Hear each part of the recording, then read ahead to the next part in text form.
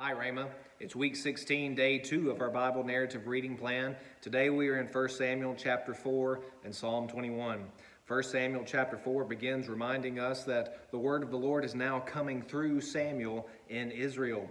But what is going on in Israel for a long time, as we've seen, they have neglected the true worship of God. They have not sought out God's will for their lives. They have not obeyed God. And so at this time in Israel, they are in battle against the Philistines whom they have been fighting for a long time and have never fully, truly captured. They are again fighting against the Philistines.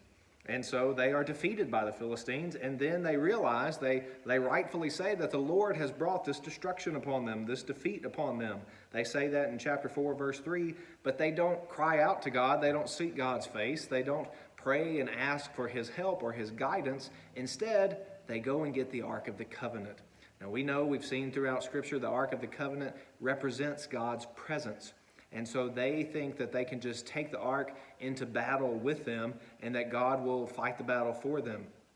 God has fought many battles for them in the past, but God's presence is not a talisman. It's not a good luck charm. It's not a little piece of magic that they can use however they want to use, but that's exactly what they're trying to do.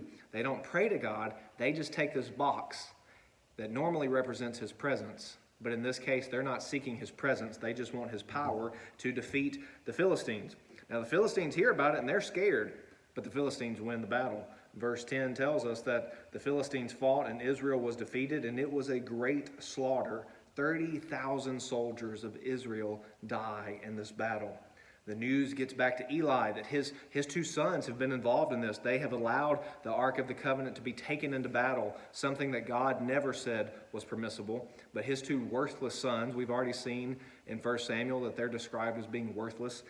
They have allowed this to happen, and when Eli hears about it, number one, he's more concerned about the ark. He's more concerned about God than he is about his two sons. But when Eli hears this, he falls over and dies.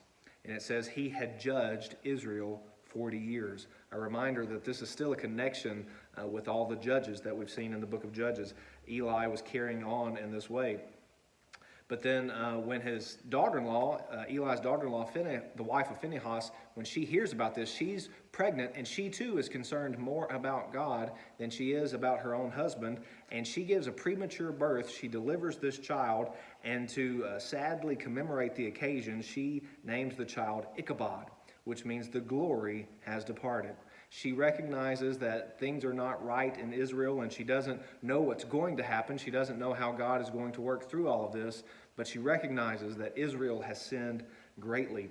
And so this continues us in the story of 1 Samuel, and here's a summary of today's reading.